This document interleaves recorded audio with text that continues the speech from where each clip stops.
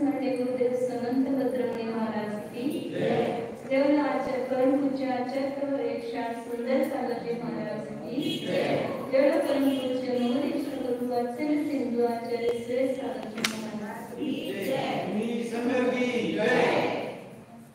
श्री कुंद आचार्य विरचित प्रवचन सत्र में इसमें तीसरा अधिकार चरण में सूचक भूमिका तत्वज्ञान होने की बात अपने राग द्वेष आदि भावों को वश करने के लिए चारित्र को अंगीकार करना चाहिए।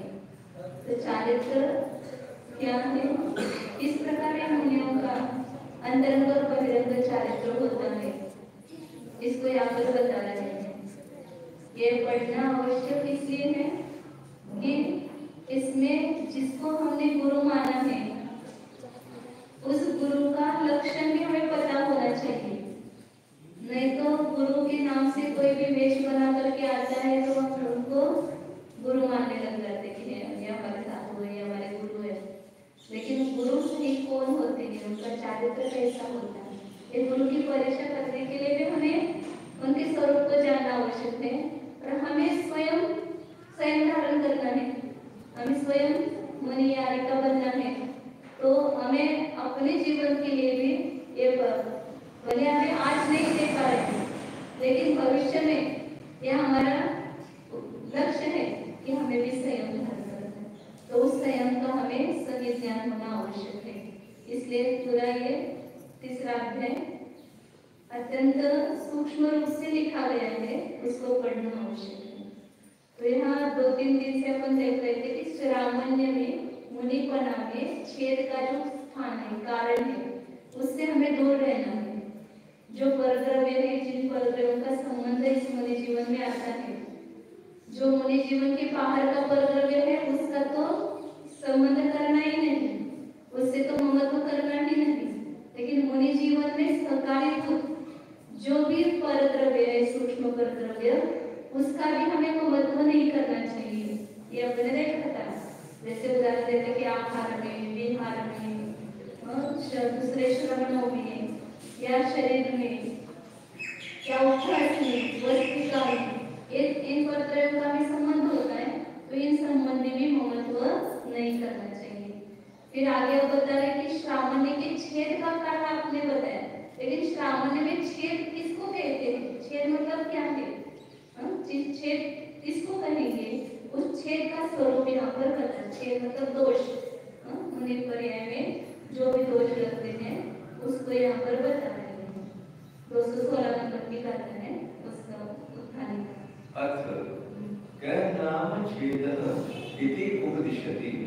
छेद क्या है? तो छेद किसे कहते हैं? छेद हुआ मतलब क्या, वो समझ में आना चाहिए।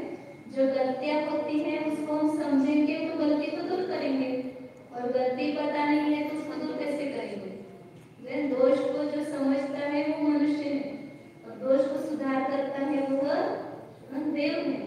और जो गलती को नहीं समझता है वो कौन है? गलती को गलती नहीं मानता है वो हैवान। उसको क्या कहते हैं? हैवान कहते हैं। हमें क्या बनना है? हमें मनुष्य बनना है। हमें जो भी दोष होते हैं उन दोषों का ज्ञान होना आवश्यक है। इसलिए यहाँ पर छेद का स्वरूप बता रहे हैं।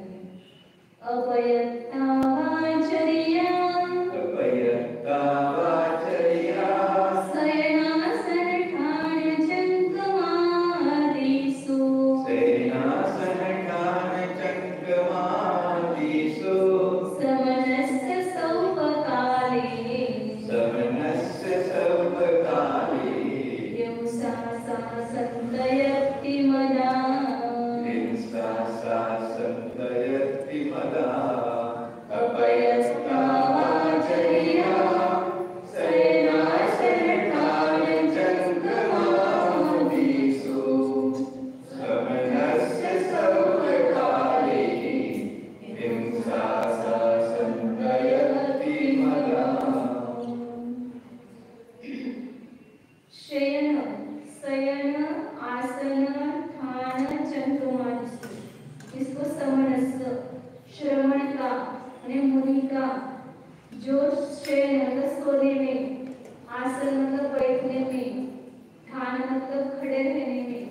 अर्चन का मतलब गमन आते हैं। ये चार क्रिया तो होती ही है, बैठते हैं, उठते हैं, सोते हैं और गमन करते हैं।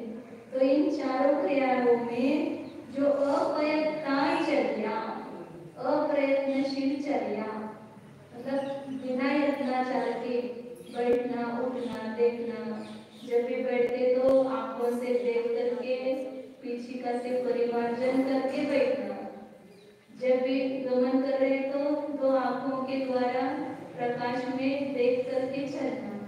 ये प्रयत्नशील चर्या है। और सोते समय परिमार्जन करके सोना, उठने के बाद परिमार्जन करके न उठना। बहुत सारी क्रियाएं बताई हैं। यत्नाचार प्रवृत्ति कैसी होनी चाहिए सभी क्रियाओं में, आहार में भी जितने दोष है उसको काट करके लेना। लेकिन उसमें जो अप्रयत्नचर्या, अप्रयत्नशील चर्या है वह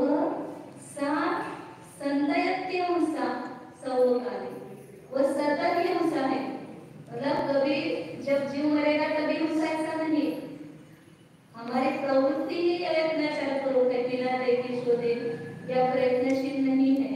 कोई जीव आ रहा है उसको देखना, शोधन करना, उसको दूर करना, ये यदि हमारे क्रियाओं में नहीं हो रहा तो हिंसा न होते हुए भी, मतलब बाहर से कोई जीव नहीं मर रहा है तो भी सतत हिंसा का दोष है। अप्रयत्नचर्या करना यही हिंसा है। और वो कैसे संतयति, सतत है, ऐसा आचार्यों ने माना। प्रयत्नचार प्रवृत्ति करने का कितना महत्व है। और खाली बाहर से क्रिया करते समय अप्रयत्नशील होना नहीं, अपने परिणामों में भी यदि हमें दखल नहीं कौन से परिणाम हो रहे, कैसे परिणाम हो रहे, अपने शुद्ध चैतन्य स्वरूप हमें भान है कि नहीं है, यहाँ पर हम अप्रयत्नशील है तो समझना कि बाहर भी गलतियां होती हैं। इसलिए आचार्य अभी बताएंगे, दोनों प्रकार का छेद बताएंगे, अंतरंग छेद और बहिरंग छेद। हमें अपने परिणामों में भी सावधानता रखनी है और क्रियाओं में भी सावधानता रखनी है। परिणामों में सावधानता नहीं है, उस रूप में कुछ भी परिणाम हो रहे हैं, अपने शुद्ध चैतन्य स्वरूप का भान नहीं है तो वहां पर अंतरंग छेद हो गया। और बाहर क्रियाओं में प्रयत्नशीलता नहीं है तो बाहर की अयत्नाचार प्रवृत्ति हुई तो बाहर भी छेद हो गया। ऐसे दोनों प्रकार का छेद आगे की रात में बताने वाले हैं। या सामान्य से छेद बताया है कि इन क्रियाओं में उठने, बैठने, जाने, गमन करने आदि में यदि हमारी प्रवृत्ति अप्रयत्नशील है तो वह साधु का जीवन कैसा है, पूरा यत्नाचार करो। बैठना है तो यत्नाचार करो, उठना है तो यत्नाचार करो, धड़ा उठे, कैसे भी बैठे, कैसे भी चले, ये साधु जीवन नहीं है। तो साधु बनने के लिए ये यत्नाचार आवश्यक है। अशुद्धोपयोगः हि छेदः, शुद्धोपयोग रूपस्य श्रावणस्य छेदनात् तस्य हिंसनात् स एव च हिंसा। अशुद्धोपयोग ही छेद, अशुद्धोपयोग यही छेद है।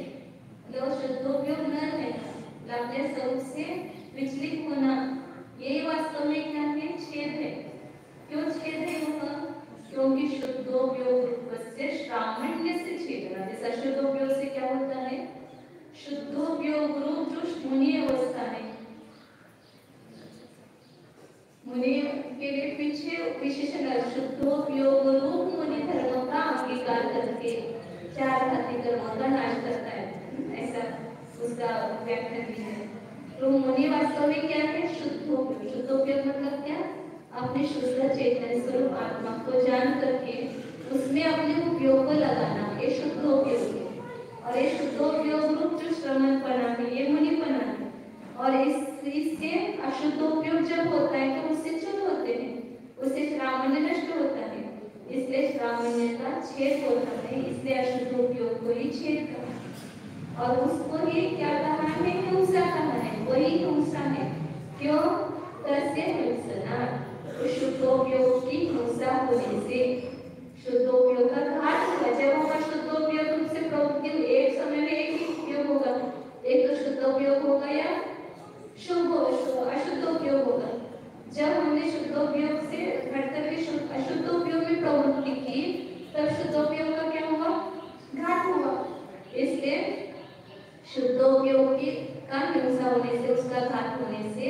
अशुद्धोपयोगी वास्तव में हिंसा नहीं। अतः श्रवणस्य अशुद्धोपयोग अविनाभाविनी शयनासन स्थान चक्र प्रणादीषु अप्रियता या चर्या सा खलु तस्य सर्वकालमेव संतानवाहिनी छेद अनर्थांतरभूता हिंसा एव। अतः इसलिए श्रावण्य अशुद्धोपयोग अविनाभाव श्रवणस्य श्रवण्य मुनि के अशुद्धोपयोग के अविनाभावी मतलब अशुद्धोपयोग जहाँ पर है वहाँ पर नियम से बहिरंग छेद होगा ही, जहाँ अंतरंग छेद है वहाँ पर बहिरंग छेद नियम से होगा, क्योंकि जो अपने स्वरूप में प्रयत्नशील नहीं है वो जब बाहर क्रिया करेगा तो उस समय भी कैसे होगा, अप्रयत्नशील होगा, क्योंकि जो अपने को जीव रूप से नहीं देख पाता है वो दूसरे जीवों को जीव रूप से कैसे देखेगा। जब जिसने अंतरंग में अपनी देह देवालय में अपने जीव को देखा तो बाहर जब आता है तो उस शरीर में जीव को देखता है।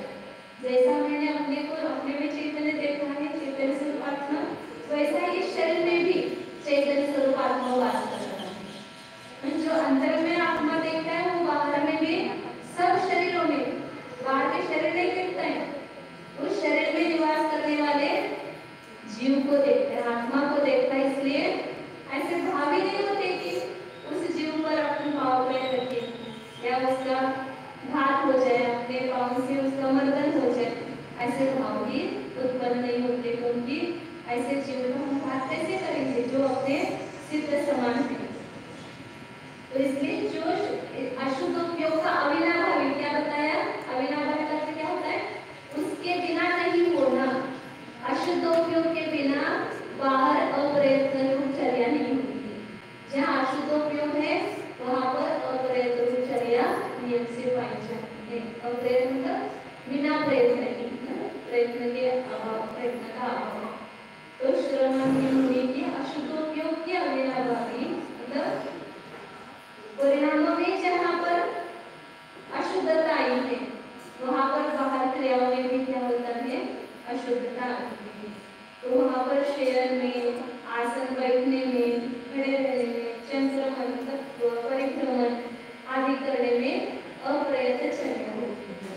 और जो अप्रयत्न चर्या है वही क्या है, सतत सर्वकाल में सदैव ही संतान वाहिनी परंपरा संतान को धारावाही रूप से, निरंतर रूप से, अखंड रूप से वह छेद अनर्थांतर भूता, छेद का ही दूसरा नाम है या हिंसा है। छेद कहो या हिंसा कहो, दोनों का अर्थ एक ही है। इसलिए मुनि को हर अंतरंग में अपने शुद्धात्मा में रहने के लिए प्रयत्नशील रहना है, और वहाँ यदि आप प्रयत्नशील रहता है तो बाहर की चर्या में भी उसका क्या होता है, प्रयत्न रूप आचरण नहीं होता है, अयत्नाचार होता है। इसलिए अंतरंग छेद से बचेंगे तो बाहर छेद से भी बचेंगे। इसलिए पहले बिगाड़ का होता है अंतरंग और फिर बाहर में बिगाड़ होता है। इसलिए मुनि अवस्था में एक छेद अशुद्धोपयोग होना और उसके निमित्त से बहिरंग में क्रिया करते समय प्रयत्नाचार न होने, यत्नाचार पूर्वक प्रवृत्ति नहीं करना। और जब यत्नाचार पूर्वक प्रवृत्ति नहीं है वह नियम से हिंसा है ही। जीव मरे है क्या, वो नहीं देखना वहाँ पर, आपने देखा नहीं ना, वह बिना जीव की हिंसा तो है ना। संतान वाहिनी एक क्षण भी उसका उस पाप से वो नहीं बच सकता है, उसको निरंतर हिंसा के निमित्त से होने वाला पापोबंध बिना जीव के हाथ में भी होगा। तो उसकी चर्या कैसी है, अप्रयत्नशील।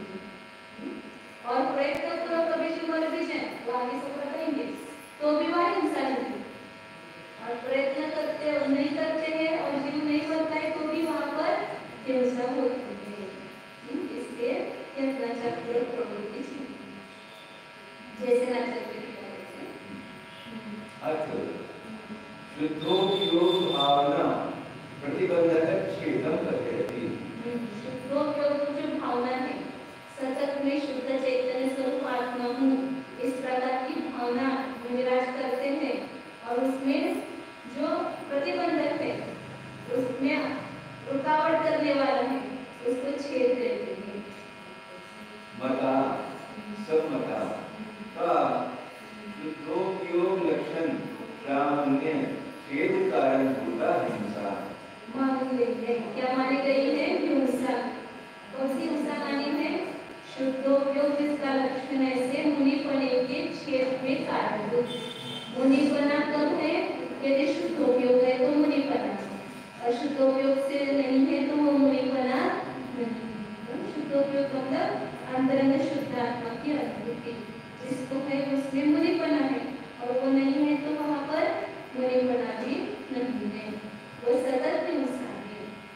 कथम होता संतता निरंतरः इति कार्यसमता चर्या चेष्टा यदि चेत् कथम होता अप्रयत्न वा निष्कषाय स्वसम्मितिरु प्रयत्न रहता संकेत सहिता इति अर्थः। वास्तव में जहाँ पर शुद्धोपयोग का अभाव है वहाँ पर मिथ्या दृष्टि होने से भले मुनि भी हो, यदि शुद्धोपयोग नहीं है तो क्या होंगे? मिथ्या दृष्टि। और मिथ्या तो सबसे बड़ी हिंसा कही है, अंतर में हिंसा कौन सी है? भले बाहर से अत्याचार प्रवृत्ति भी करे होंगे, देखभाल भी करे होंगे, लेकिन अंतर में यदि शुद्धोपयोग नहीं है तो वह सतत उनको मिथ्यात्व जनित पाप लग रहा है, मिथ्यात्व से हिंसा सतत हो रही है। इसलिए आचार्य ने यहाँ पर कहा कि शुद्धोपयोग जो सामान्य मुनिपना है, उसकी छेद का कारणभूत कौन है? हिंसा। वो सतत होती है, निरंतर होती है। इसको हिंसा माना है? चर्या मतलब चेष्टा को। इस प्रकार की चर्या को हिंसा माना है अप्रयत्न। कौन से अप्रयत्न? निष्कषाय स्वसम्मिति रूप प्रयत्न रहिता, जहाँ पर अपने कषाय रहित अपने नीचे आत्मा का अनुभव करना ये प्रयत्न नहीं है। अंतर में किसके लिए प्रयत्न कर रहे हैं? किसके मुनि हुए हैं? अपने स्वरूप में रहने के लिए। यदि स्वरूप का ये भान नहीं है, उसमें मुझे रहना है इसका ही पता नहीं है, तो वहाँ पर क्या हो रहा है? सतत मिथ्या तो पाप हो रहा है।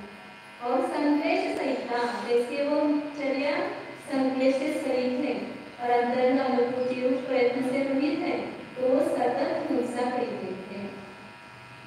केषु विषयेषु चयन आसन स्थान चंक्रमण स्वाध्याय तपहर चरणादिषु। शयन आसन सोना, बैठना, खड़े रहना, गमन करना, स्वाध्याय करना, स्वाध्याय करते हैं तपश्चरण इत्यादि में किसके श्रवण की सर्व काले कब होती है? तो सब काल में होती है।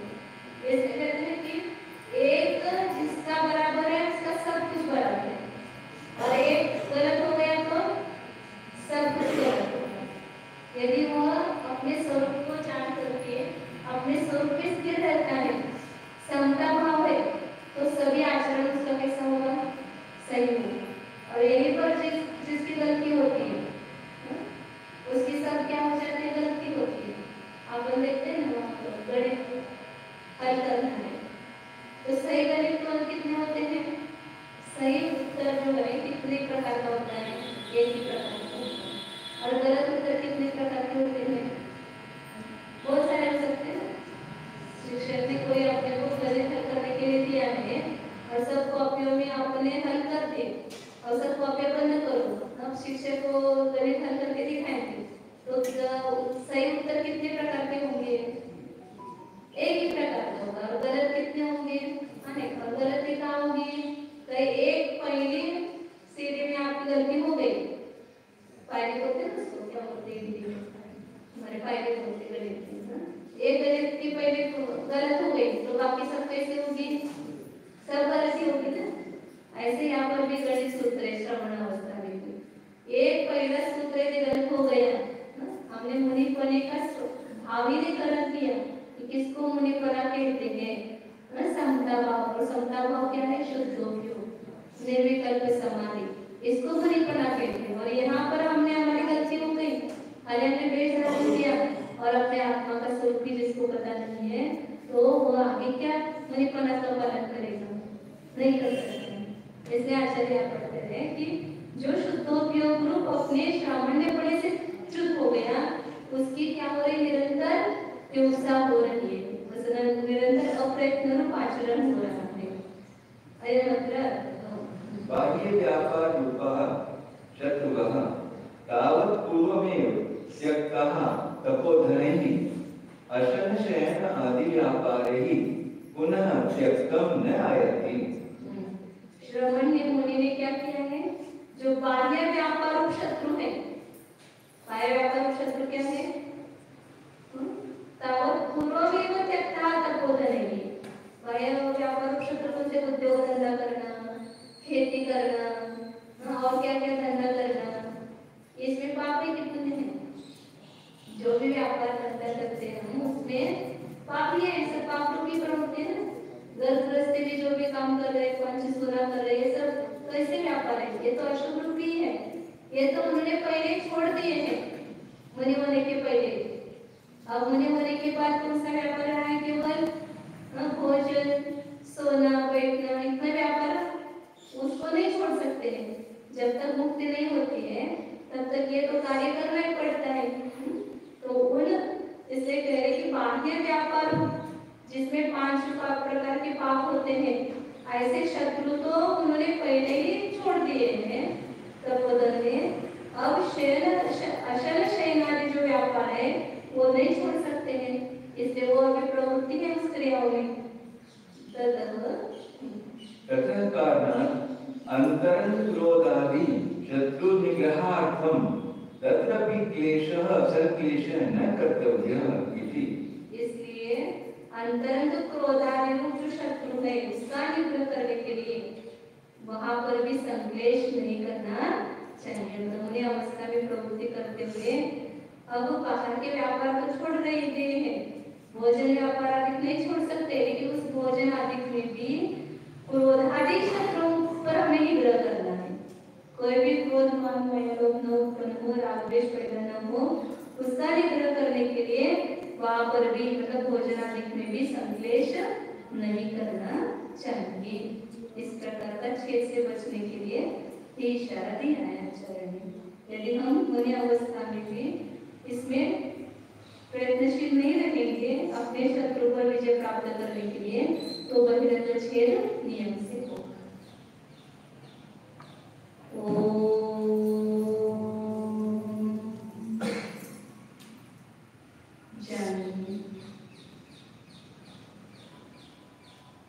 जिसके लिए सब कुछ कर रहे हैं उसको तो जानो, सुखी किसको करना है?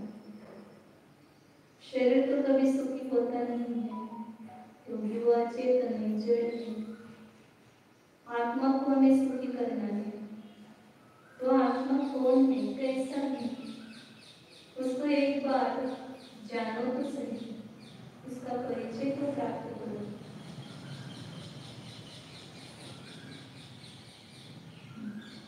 जिसके सुख के लिए हम दिन भर कष्ट किए जा रहे हैं, ऐसा यह सुख स्वभाव आत्मा में स्वयं हूँ। मुझे सुख बाहर से प्राप्त करने की जरूरत ही नहीं है। सुखी होने के लिए उस सुख स्वरूपी आत्मा को जानने की जरूरत है। देखो सिद्धों को देखो, सिद्धालय में विराजमान है, प्रत्येक समय में अनंत सुख का वेदन कर रहे हैं। वो कितने विशेष सामग्री का सेवन कर रहे हैं, क्या कर रहे हैं सुख के लिए? कुछ भी तो नहीं कर रहे हैं, फिर भी सुखी हैं। वे अपने सुख स्वभाव को जान रहे हैं, उसमें निरंतर मग्न है सुख सागर में। इसलिए बिना कुछ बाहर के कष्ट किए उनको अनंत सुख की प्राप्ति हो रही है। तो सीखो उनसे, मुझे भी सुखी होना है तो मुझे भी बाहर से अपने को समेट करके भीतर जो सुख का सागर भरा हुआ है उस सुख सागर में डुबकी लगाओ। में आखंड निमग्न हो जाओ। बड़े निर्णय तो करो, ये अंदर में सुख का सागर, सुख कहीं बाहर से नहीं आ रहा है। इसी देह देवालय में जो मेरा चैतन्य स्वरूप आत्मा विराजमान है, उस चैतन्य में भी सुख है, उसके बाहर सुख भी नहीं। तो एक क्षण के लिए अपने को सुखमय देखकर उसमें निरंतर डुबकी लगाइए।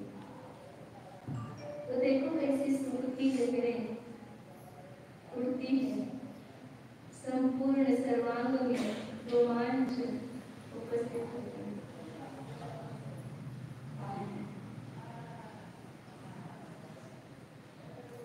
सुख सागर स्वरूप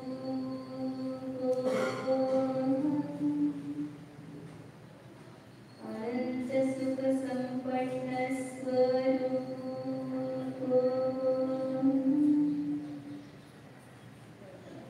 आनंद कंद स्वरूप